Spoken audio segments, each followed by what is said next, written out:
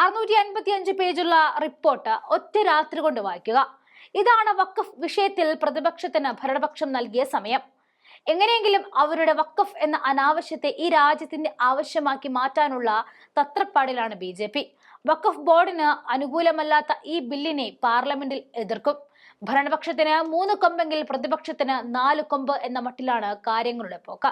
11-നെതിരെ 14 വോട്ടുകൾക്കാണ് പാർലമെന്റിന്റെ സംയുക്ത സമിതി വഖഫ് കരട് റിപ്പോർട്ട് അംഗീകരിച്ചത്. 655 പേജുകളുള്ള റിപ്പോർട്ട് ഒറ്റ രാത്രി കൊണ്ട് വായിക്കുക മനുഷ്യർക്ക് അസാധ്യമായ കാര്യം. അതുകൊണ്ട് തന്നെ വിയോജനക്കുറിപ്പ് നൽകാനൊരുങ്ങുകയാണ് പ്രതിപക്ഷവും. വഖഫ് ഭേദഗതി ബില്ല് 2024 കുറിച്ചുള്ള JPC യോഗത്തിൽ കോൺഗ്രസ് MP ഡോക്ടർ സയ്യിദ് നസീർ ഹുസൈൻ പറഞ്ഞത് ഈ റിപ്പോർട്ടിൽ ഉൾപ്പെടാത്ത നിരവധി എതിർപ്പുകളും നിർദ്ദേശങ്ങളും ഉയർന്നു വന്നു. അവയ്ക്ക് അനുസൃതമായിട്ടാണ് സർക്കാർ റിപ്പോർട്ട് തയ്യാറാക്കിയത്. ഭരണഘടനാ വിരുദ്ധമായ ഭേദഗതികൾ കൊണ്ടുവന്നു. ന്യൂനപക്ഷങ്ങളുടെ അവകാശങ്ങൾ ഹനിക്കപ്പെട്ടു. ന്യൂനപക്ഷങ്ങളെ പ്രത്യേകിച്ച് മുസ്ലിം സമുദായത്തെ ഒറ്റപ്പെടുത്താനാണ് ഈ ഭേദഗതികൾ ലക്ഷ്യം വെക്കുന്നത്.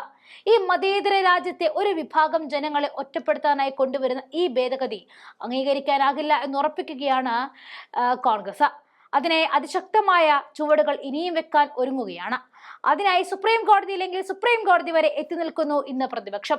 വഖഫിന്റെ കാര്യത്തിൽ എടുപിടി എന്ന BJPയുടെ അംഗീകാരത്തിനെതിരെ പ്രതികരിക്കുന്ന നേതാക്കളുടെ വീഡിയോ ദൃശ്യങ്ങൾ നമുക്ക് കാണാം.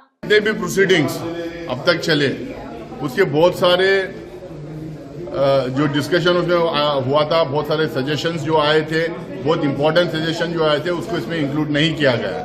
ये तमाम विरोध के बावजूद सरकार अपनी मनमर्जी की है, अपने हिसाब से इस रिपोर्ट बनवाई है, अपने हिसाब से छोटे मोटे लिपापति करके कुछ अमेंडमेंट्स की है.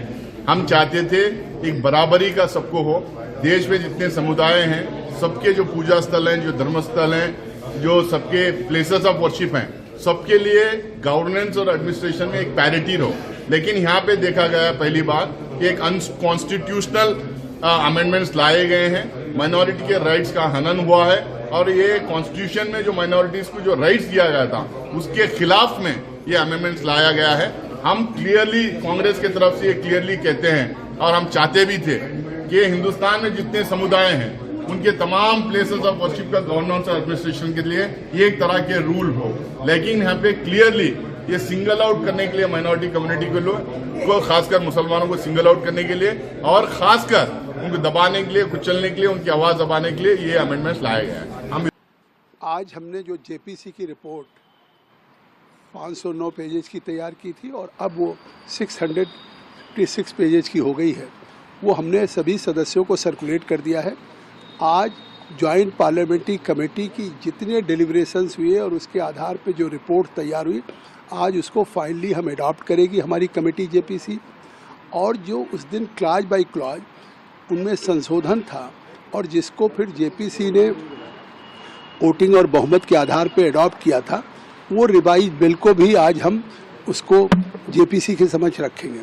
तो आज एक तरह से जॉइंट पार्लियामेंट्री कमेटी ऑन वक्फ के सामने 2 महत्वपूर्ण है कि पूरी JPC की जो प्रोसीडिंग्स हुई इस कमेटी के गठन के बाद आज तक, उसके आधार पे जो रिपोर्ट्स हमको स्पीकर साहब को सबमिट करना है, वो फाइनली आज हम रिपोर्ट प्रस्तुत करके अडॉप्ट कराएंगे और जो अमेंडेड रिवाइज बिल होगा उसको JPC के सामने प्रस्तुत करके अडॉप्ट कराएंगे. सांसद इसका विरोध कर रहे थे, तो क्या अडॉप्ट हो जाएगा उनके विरोध के बावजूद?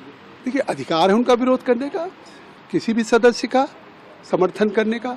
और अगर ऐसा होगा तो उसमें फिर हमें फिर पुट टू वोट करना पड़ेगा और फिर वोटिंग के आधार पे जो बहुमत की राय होगी उसको हम मानेंगे. अध्यक्ष जी को कब तक सर रिपोर्ट भेजी जाएगी? आज जैसे अडॉप्ट हो जाएगा, मैं स्पीकर साहब से तुरंत आग्रह करूंगा कि अब हमारी रिपोर्ट अडॉप्ट हो गई, हमारी अमेंडेड बिल हो गया है, तो वो जैसे समय देंगे हम उनको देंगे.